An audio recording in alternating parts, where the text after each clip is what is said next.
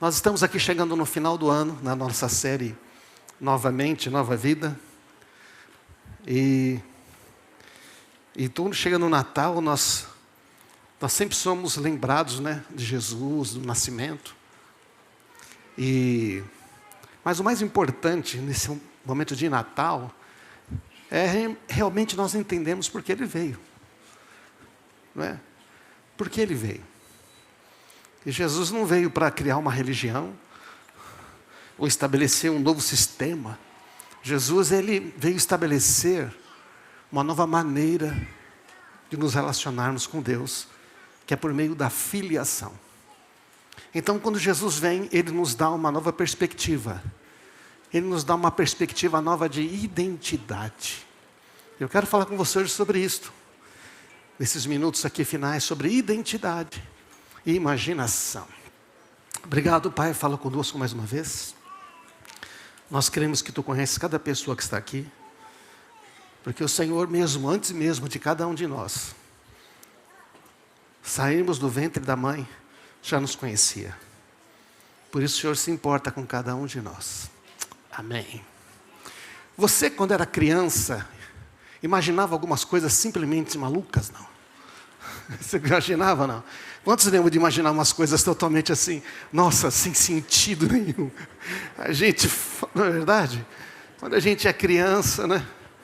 E eu lembro que eu tive 3 filhos, e as imaginações, agora tem os netos, né? Às vezes eles estão brincando lá, né? E eles estão naquela imaginação. Cuidado, vô, não pisa aí que é o barco. Tá bom, tudo certo. Eu tenho 3 filhos, né? 4 anos de diferença. E entre a Gabi, a mais velha, a Milena, a mais nova, tinha 8 anos, né? Então a Milena não tinha muita gente para brincar. Brincar de casinha com ela. O Gustavo sempre azucrinava as irmãs, né, no meio. Mas aí eu lembro que a Milena estava brincando, ela falava, estou brincando com a minha amiga. É a minha amiga imaginária dela. Ela está aqui dando risada. Muito interessante. Não é verdade que as crianças têm essa imaginação tão incrível, né? É pena que os adultos às vezes vão, né, sendo racionais demais, né? É tão bom imaginar, não é? Tão bom. E será que Deus criou a imaginação? Parece que falar sobre imaginação na igreja é um negócio meio estranho, porque não, mas como assim imaginação? Tudo tem que ser muito racional. Mas a fé, gente, ela é imaginativa. Porque você precisa imaginar e crer primeiro antes de você receber, amém? E você formar uma imagem é usar a imaginação. Diante de uma circunstância diversa, que sempre vai existir, diante de uma situação difícil, diante de um momento de pressão, a nossa atitude, presta atenção nisso, a nossa reação, a nossa resposta, vem de uma consulta automática que fazemos lá no nosso coração. A pergunta que nós todos fazemos na hora de enfrentar uma situação é: quem sou eu? Que pergunta que é? Quem sou eu? Lá dentro do seu coração existe uma imagem de quem você é. Ela foi construída durante muitos anos. Porque nós damos primeiro uma resposta emocional. Você já percebeu que você dá uma resposta emocional primeiro? Então, você está dirigindo, aí você dá uma buzinadinha assim para a pessoa da frente sair, o cara sai nervoso dizendo, o que é? O que você pensa? Ele está dando uma resposta baseado em algo que está no coração dele, não é verdade? Lembra uma vez que um pastor, ele escreveu no livro, falou que alguém buzinou, aí ele saiu, esbravejou tudo, e a pessoa ficou meio encolhida. Aí ela fez assim, apontou para o carro dele, tinha um adesivo assim, se você é de Jesus, buzine.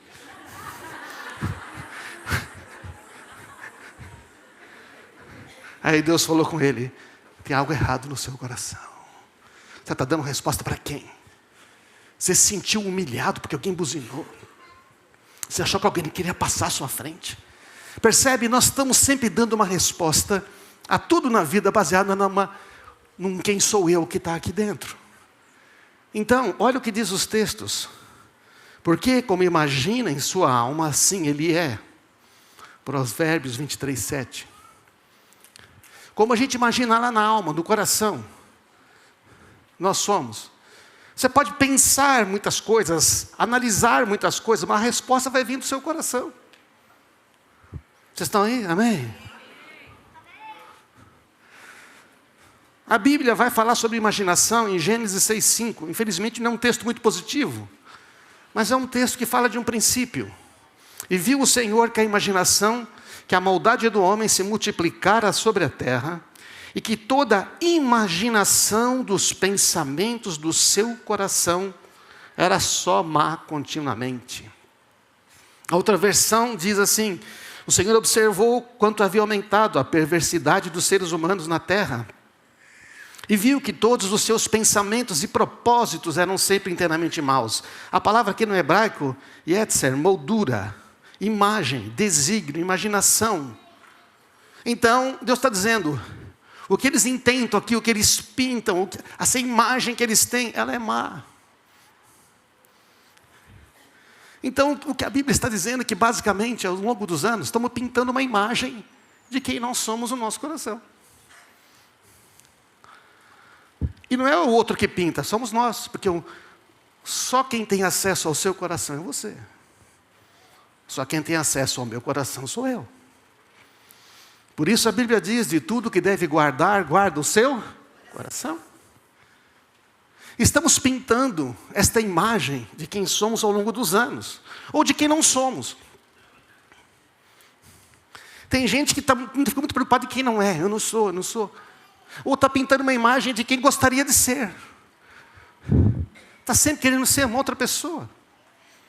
Essa imagem de nós mesmos, no nosso coração, é a base da nossa identidade. E nós sempre consultamos essa imagem, automaticamente, para dar resposta diante das circunstâncias da vida. Por isso que tem pessoas que se ofendem muito rápido. Alguém fala uma coisa, ela já pensa, porque não gosta de mim. Já percebeu? As pessoas se ofendem muito rápido. Se você se ofende muito rápido, você tem que consultar essa imagem. Que imagem você tem de você? Que imagem você tem das pessoas? Não quer me prejudicar, não gosta de mim. Um coração ferido tem uma imagem ferida. Então, o nosso coração pensa, porque a Bíblia diz, dos pensamentos do coração. A Bíblia diz também que a palavra de Deus discerne pensamentos e propósitos do coração. Então o coração pensa. Numa outra mensagem eu falei sobre o coração, que tem neurônios, já foi comprovado pela ciência, né? Tem 40 mil neurônios, todas essas coisas. Então a gente pensa com o coração. O cérebro só processa o coração e transforma em português, eu falo português. Usa a expressão do meu corpo. Amém? A gente pensa aqui dentro. O interior do nosso ser. Porque quando você morrer, o seu cérebro vai embora. Mas você vai continuar pensando e existindo. Então, o nosso coração pensa, mas ao invés de palavras, como é que o nosso coração pensa? Ele pensa com imagens e emoções. Não é verdade? A associação, então, de imagens, de emoções, forma a maneira como nós vemos a nós mesmos. Forma a maneira como nós vemos o futuro da nossa vida. Como nós vemos as outras pessoas. O coração, então, envia o cérebro essas imagens, essas emoções, e o cérebro processa isso. Então, se você vê você mesmo como alguém, não é?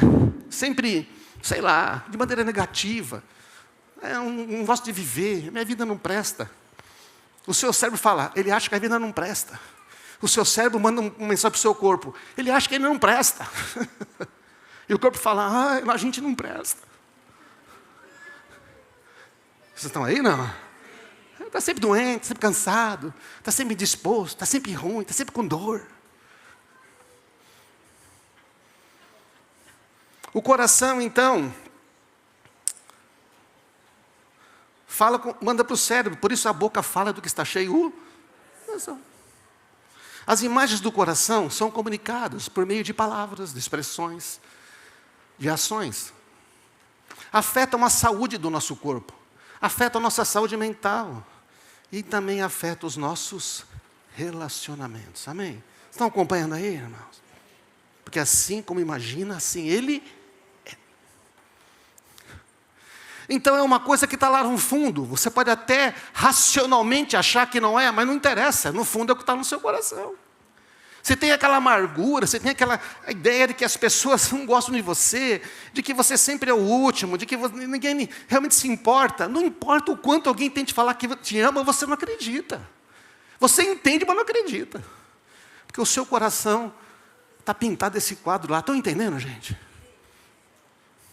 Então a gente está falando de renovar a nossa mente, mas renovar a nossa mente passa por também limpar o coração. Então, o que acontece é isso aqui, ó. Olha essa foto aqui. Esse aqui é um pintor, Alex Alemani. Ele pintou ele pintando ele. O pintor, que é esse cara mesmo, pintou ele, pintando ele num quadro, só que quem está no quadro também está pintando ele. É muito legal. A imagem que você faz de você mesmo, no seu coração, vai refletir em você.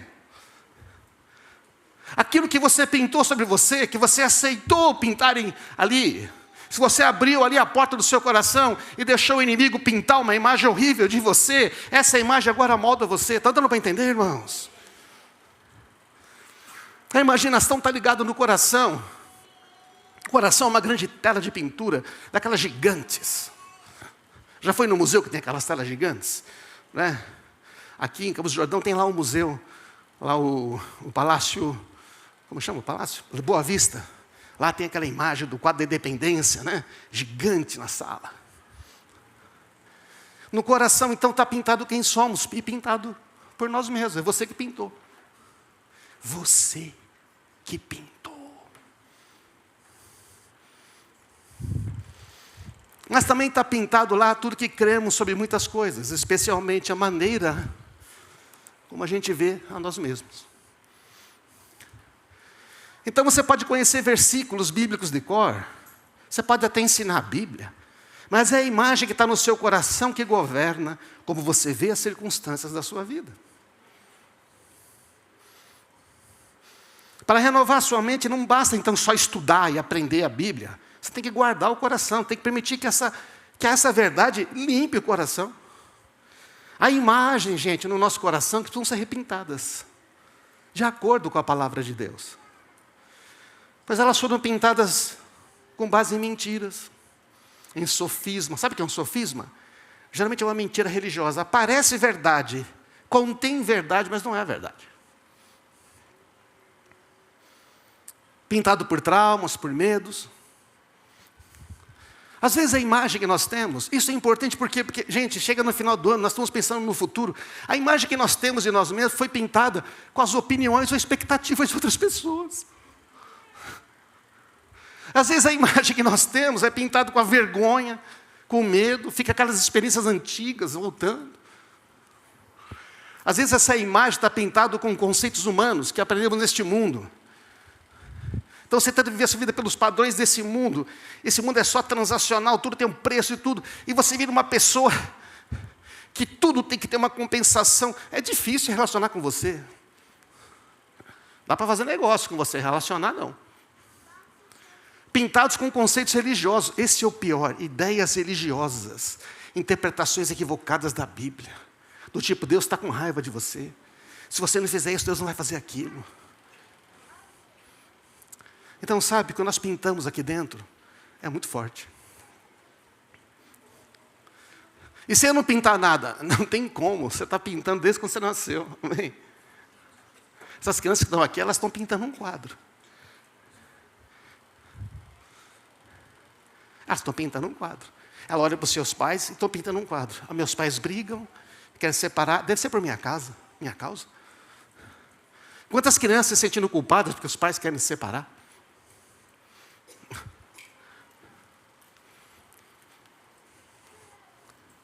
Você pode saber tudo sobre curas, sobre milagres, mas não se imaginar a si mesmo curado e saudável. E você nunca vai experimentar então essa cura sobrenatural. Você pode saber tudo de prosperidade, de finanças, de ser competente, você é bom no que você faz, você é bom nos negócios, mas lá no seu coração você se vê como um fracassado. E você será sempre pobre, necessitado, vai viver uma vida de falta. Ou seja, você quer que você luta, mas no final não vai dar certo, porque dá certo com os outros, com você não. Então você tem toda a competência na sua mente, mas no seu coração crer numa mentira. Amém, irmãos? Você pode ter talentos e dons. dons do Espírito, talentos naturais, mas no seu coração você se vê como alguém incapaz, alguém medroso, com medo da opinião dos outros, se fizer alguma coisa, se der errado. Então você não tenta nada, você nunca faz nada novo.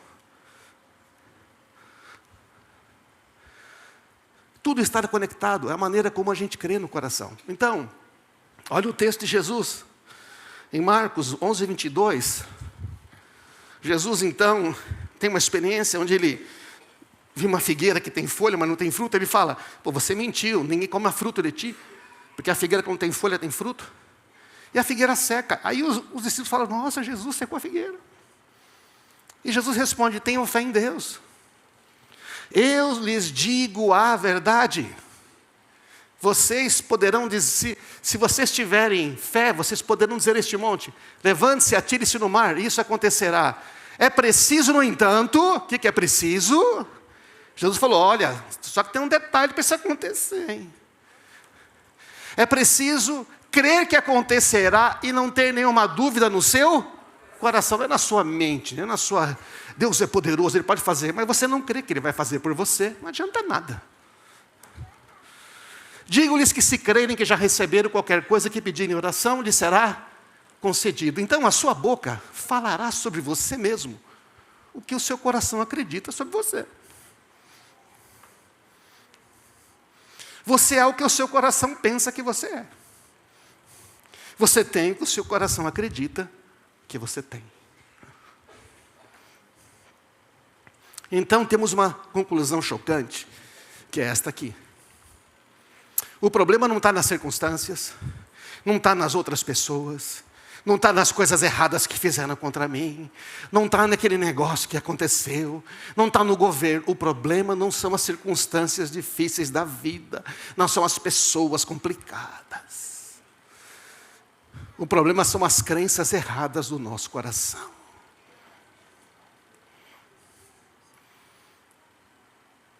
Essas crenças nos impedem de dar a resposta que vai mudar as nossas circunstâncias. Amém? Bom, eu não botei o texto aqui, mas lembra do Abraão. O Abraão está lá, não tem um filho, passa 25 anos, até que Deus fala, Abraão, você não entendeu ainda? Eu sou o Todo-Poderoso.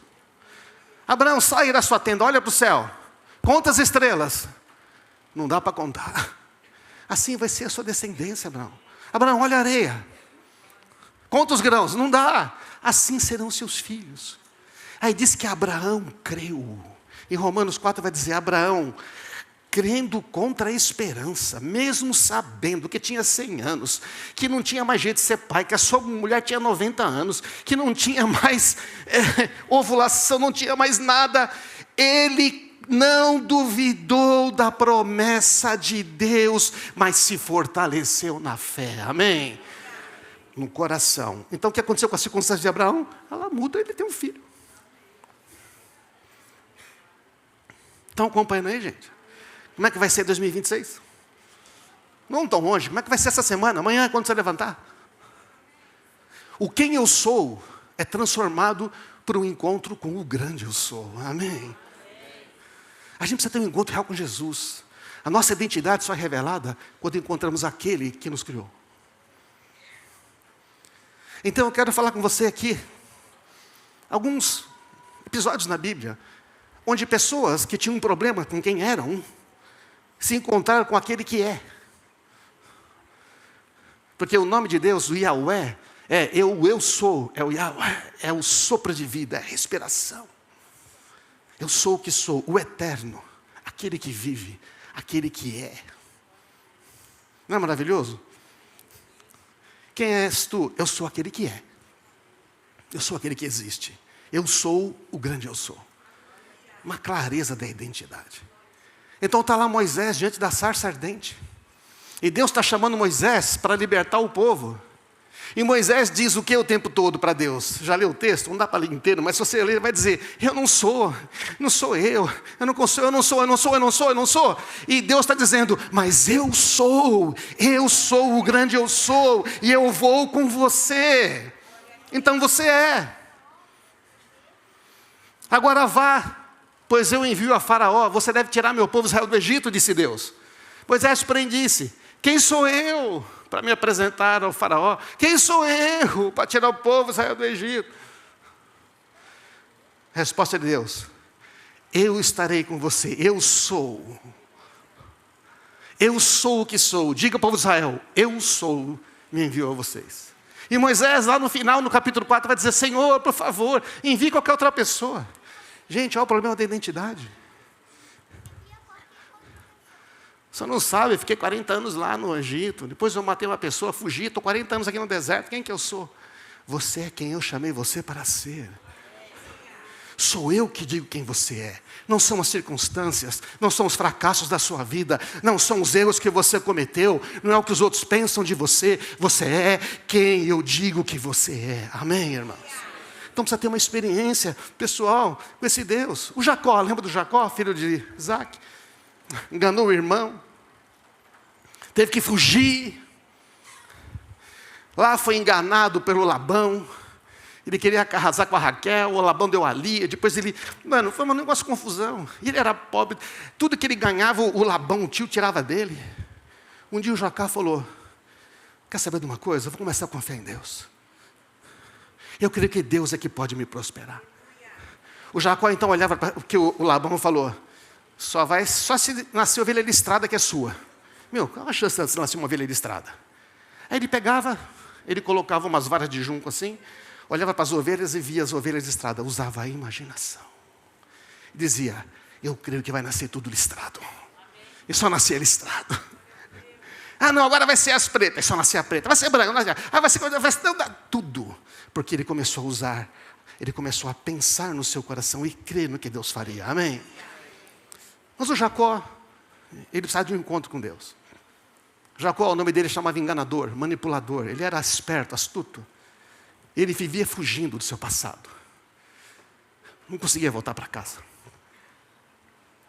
Mas um dia, esse Jacó teve um encontro com Deus. Uma teofania. Diz que um dia ele encontra como que um anjo. E luta com esse anjo. Mas Jacó não está lutando com o anjo porque ele quer derrotar o anjo. O Jacó não quer largar esse anjo. E o anjo, não é? Que simboliza a presença. Então ali o Jacó está ali. Aí o anjo falou: me larga. Ele falou: eu não posso te largar se tu não me abençoares. Aí diz que esse anjo toca no Jacó, ele fica manco. Ele falou: como você chama? Jacó. Pois a partir de agora o seu nome não será Jacó, mas Israel. Israel, uma nova identidade. Príncipe de Deus. Deus prevalece. Jacó tem a identidade mudada. Ele sai mancando, depende de Deus em vez dele mesmo. Jacó restaura o relacionamento com Esaú. Jacó recebe as promessas. Amém, irmãos? Precisa de um encontro com o grande eu sou para saber quem eu sou. Jó sabia de tudo sobre Deus. Tinha uma imagem, tinha tudo lá. Mas Jó não conhecia Deus. Jó está sofrendo, deu tudo errado na vida dele. Ele começa a dizer o que a gente fala de vez em quando: Deus se esqueceu de mim. Deus não se importa, só dá certo para os outros. Jacó fala: que erro que eu fiz? O que eu fiz de errado para merecer isso? Já falou isso? Não. É o Jó. Ele se achava justo aos seus próprios olhos, fazia de tudo para garantir bênção de Deus. Ele era muito religioso. Se achava sábio aos seus próprios olhos. Mas no final, olha o que Jó vai dizer: bem sei que podes fazer todas as coisas, e ninguém pode frustrar teus planos, diz o Jó para Deus. Perguntaste: quem é esse que com tanta ignorância questiona a minha sabedoria? Sou eu. Eu falei de coisas que eu não entendia. Coisas maravilhosas demais que eu não conhecia. Antes eu só te conhecia de ouvir falar, mas agora eu te vi com meus próprios olhos. Retiro tudo o que disse e me sento arrependido no pó da cinza. Quando você tem uma experiência com o Senhor, fala: desculpa, eu achei que eu sabia das coisas da vida. E Pedro, autoconfiante, orgulhoso, se achava melhor que os outros. Todos vão te abandonar, mas eu não. Não, eu sou. Quem é o maior? Quem é o maior? É o Pedro. Primeiro encontro, pesca milagrosa. O que o Pedro fala para Jesus? Sou pecador, por favor, se afasta de mim. Deus fala assim: não, eu vou te fazer pescador de homens. Mas ele nega Jesus. Depois de 3 anos e meio, nega Jesus. Nega Jesus 3 vezes. João 21, Pedro está pescando. Jesus aparece de novo. Ele não pega nada, ele fala, joga a rede do outro lado. Eles puxam um monte de peixe. E aí o pessoal fala, aquele na praia só pode ser uma pessoa. Só tem um que pode fazer isto. Só tem um que dá uma palavra e tudo muda. Só tem um que me conhece e sabe o que está no meu coração. Pedro precisava lembrar do chamado dele. Então Jesus repete um milagre e fala, você lembra quando eu te chamei lá atrás? Eu não mudei de ideia. E Pedro chega lá, e ele aprende, não se trata de ter capacidade. Pedro, não é a sua capacidade que vai vencer. É minha presença com você. Você me ama, Pedro? É suficiente. E o Paulo, fariseu, enganado pela religião, duro, violento, implacável. O Paulo, o apóstolo Saulo de Tarso. Ele era cego espiritualmente. Aí Jesus vai lá e faz uma brincadeira com ele. Torna ele cego fisicamente. Para dizer, rapaz, você é cego.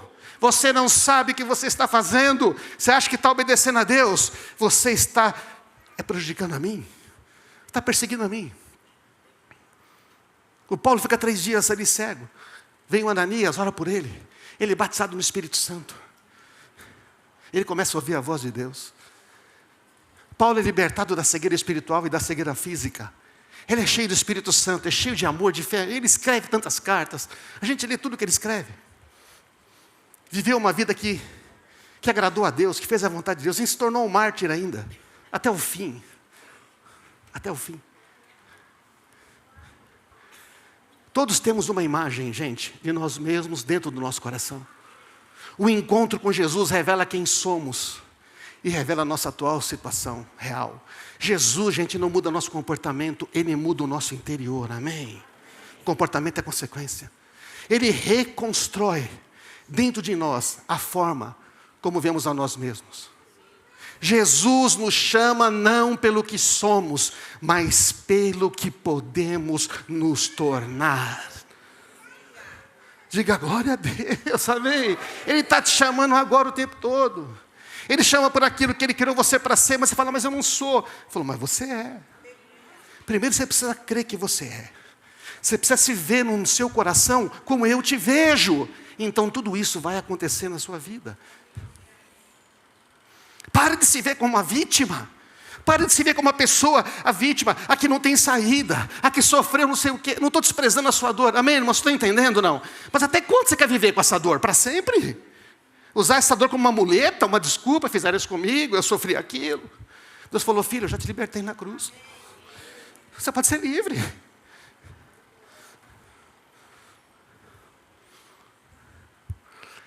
Tem fortalezas nos nossos pensamentos, irmãos, na nossa imaginação, que nos impedem de experimentar o que nós estamos falando nessa série, no versículo-chave, a boa, perfeita e agradável vontade de Deus. Estamos impedindo. Olha o texto de 2 Coríntios 10, 4. Usamos as armas poderosas de Deus e não as armas do mundo, para derrubar as fortalezas do raciocínio humano, aquelas imagens que nós formamos no coração, acabar com falsos argumentos, aquela voz que diz, não, você não pode, o outro sim, você não. No seu caso não dá, é tarde demais, você devia ter feito antes. Se você não tivesse feito aquilo, essas vozes todas, você precisa usar minhas armas, usar a minha palavra, usar o que eu digo, amém? Destruímos todas as opiniões arrogantes que impedem pessoas de conhecer a Deus. Tem coisa no nosso coração que está impedindo você de conhecer a Deus. Quebra isso aí, está no seu coração, eu não posso acessar o seu coração. Mas a palavra de Deus que eu estou falando aqui está acessando o seu coração, não está? Porque a de Deus, ela penetra no coração. Não a minha, a de Deus. Então, nós levamos cativo todo pensamento rebelde e ensinamos a obedecer a Cristo. Paulo está fazendo uma analogia com a guerra, onde você pega aquilo que antes queria te matar, você pega algum prisioneiro e fala, não mais. Esse pensamento, não mais. Esse pensamento, não mais. Esse pensamento, eu não me governa mais. Porque não veio de ti, Senhor. Então são armas poderosas. Essas fortalezas são imagens mentais e emocionais que foram formadas no nosso coração ao longo do tempo. Essas imagens moldam o que nós acreditamos que é possível. Tem tanta gente que acha que não é mais possível A, B, C, e Deus fala, só não é possível porque você não é capaz de ver. Mas é possível. Tudo é possível que crê, disse Jesus. Tem gente, talvez seja, eu já passei muito por isso, irmãos. Eu lembro que era uma fé apenas mental, teológica. Sabe aquela fé do entendimento? Você entende tudo, sabe tudo. Mas é baseado no que se sabe, não uma experiência com o próprio Pai, Filho e Espírito Santo.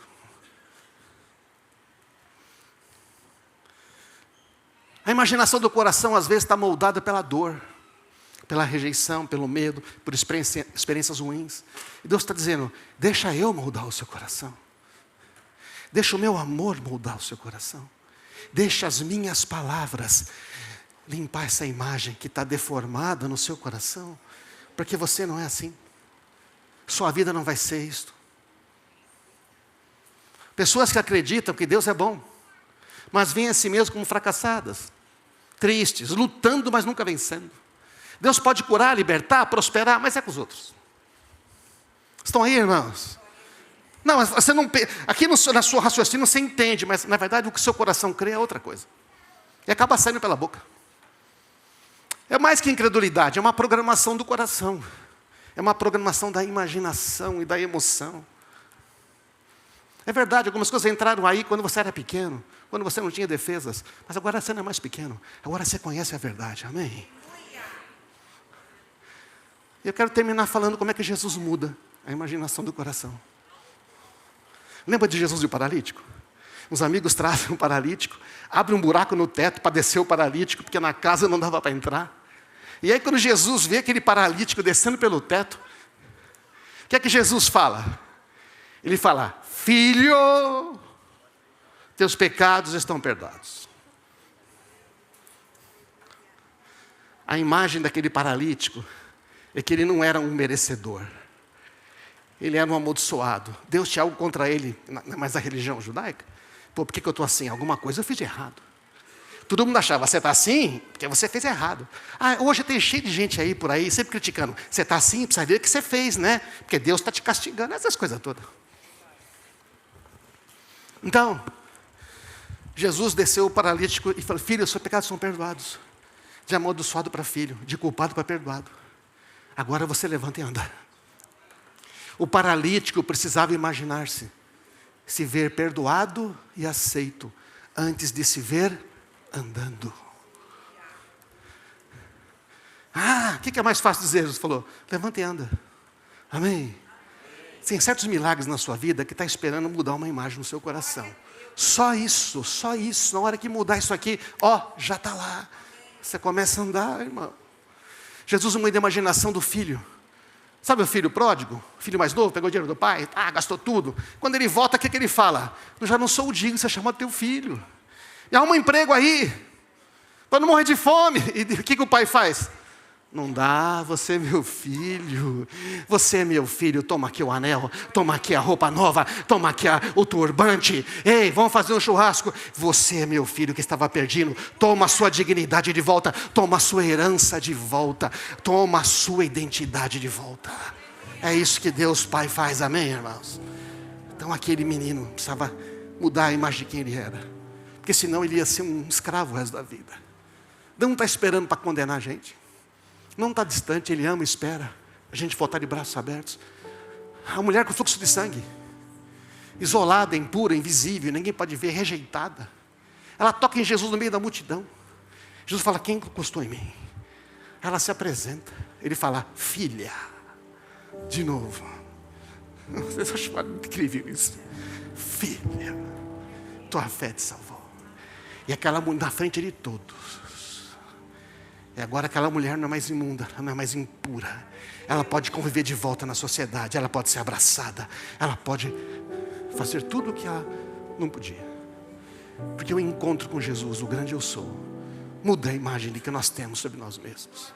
Jesus cura a maneira como você se vê diante de Deus e de outras pessoas. Amém, irmãos? Não é maravilhoso isso? É maravilhoso. A ressurreição de Lázaro. É tarde demais. O Senhor demorou. Se o Senhor tivesse chegado antes. Se o Senhor tivesse me respondido antes. Agora é impossível. Aí Jesus olha para Marta e fala: Marta, você não está entendendo? Eu sou. Ele diz o quê? Eu sou. O eu sou está aqui. Eu sou a ressurreição e a vida. Quem crê em mim, ainda que seja morto, viverá. Eu sou. Se você crer, você vai ver a glória de Deus. Eu creio que vai ressuscitar no último dia. Não, vai ressuscitar agora. Porque eu sou. Nada é impossível. Todas as coisas cooperam para o bem dos que amam a Deus. Como eu pinto uma nova tela no meu coração? Como é que eu pinto uma nova tela? Tem que escolher bem a tinta, né? Não usa a tinta da religiosidade. Não usa a tinta do passado, da vergonha, da opinião dos outros, nem dos sucessos antigos. Não usa a tinta do sistema deste mundo. Usa a tinta da palavra de Deus, da verdade, da nova aliança em Cristo, da obra consumada de Cristo Jesus na cruz, amém? Que fez você um filho, uma filha amada de Deus. Que sempre que você fala, Deus está ouvindo. Essa é a tinta. E o pincel? Porque quem está pintando o quadro? É Deus que está pintando esse quadro? Não. Não. Quem está pintando o quadro? Não ouvi? Obrigado. Eu estou pintando. Como é que eu pinto? Eu pego essa palavra e preciso meditar nela. É verdade, ele está dizendo isso aqui, eu creio nisto. A Bíblia diz isto, eu vou ficar com o que a Bíblia diz. E o diabo vai dizer: pois é, mas você não é. Você que não tem jeito, você nunca vai ser. Eu vou ser aquilo que Deus me chamou para ser, amém? Então você lembra e fala: eu já sou próspero. Está devendo 100 mil, eu sou próspero porque Deus ama a prosperidade dos seus filhos, eu sou um filho. Você vai ver tudo mudar. Eu sou saudável, por quê? Porque Ele levou sobre si todas as minhas enfermidades e doenças. A meditação, você tem que pensar sobre isso. Remover os pensamentos que não concordam com a palavra. Quando você, é que nem você está no jardim e fala: o que esse mato está fazendo aqui? Arranca ele. Não fica pensando: o que eu vou fazer com esse mato? Mete a foice nele, filho.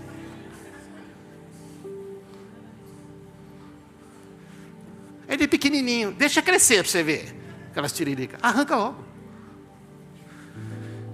Aí você cria uma imagem daquilo já realizado na sua vida.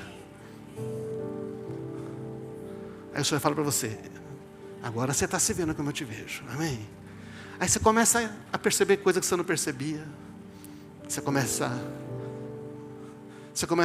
a fazer que nem o Abraão fez. Em vez de chamar Abraão, agora era Abraão. E a Sara falava Abraão, que era pai de multidões. Em vez de Sarai, era Sara. Ele chamava ela: sim, minha princesa, minha gata. Meu, o negócio esquentou ali, eles tiveram um filho, amém? Primeiro você fala. Crie, por isso falei. Disse Deus: haja luz. A palavra de Deus na nossa boca tem o mesmo poder que na boca de Deus. Se na boca de Deus criou, na nossa vai criar, porque é a palavra dele, amém, irmãos? Mesmo poder. Qual a imagem aqui de você mesmo está pintado no seu coração? Porque você vive, eu vivo, aquilo que o nosso coração imagina como possível. O meu coração imagina como possível é o que eu posso viver, é o meu limite. Aquilo que você imagina no seu coração sobre você é o seu limite. Em todas as coisas eu vi limite, diz o salmista, Salmo 119. Mas a tua palavra é ilimitada. Porque Deus é poderoso para fazer infinitamente mais do que tudo quanto pedimos e pensamos. Esta imagem que está no coração agora é mais. Porque é só uma imagem. A realidade é muito melhor. A realidade é melhor que uma imagem. O que você prefere? Uma foto de uma picanha ao ponto, perto do almoço, né? Ou prefere comer ela? A realidade é melhor que a imagem. Mas se você não tem a imagem, você não vai ter essa realidade. Pega um tempo hoje. Se aqui fosse um encontro, a gente podia sair, fazer uma dinâmica, pegar uma folha de papel, escrever. Que imagem está pintada no meu coração sobre eu e Deus? Sobre o meu casamento? Sobre o meu relacionamento com a minha família, com meus pais? Sobre o meu trabalho? Sobre os meus sonhos, meu futuro? O meu ministério? Qual imagem o seu coração tem alimentado sobre você mesmo? Elas são boas? Porque as imagens de Jesus são boas. Amém? Essas imagens vieram da dor ou da palavra de Deus? Troca essa tela. Para de repintar a dor e pinta o que Deus está pensando. Amém? Vamos ficar de pé, irmãos. Isso é renovar.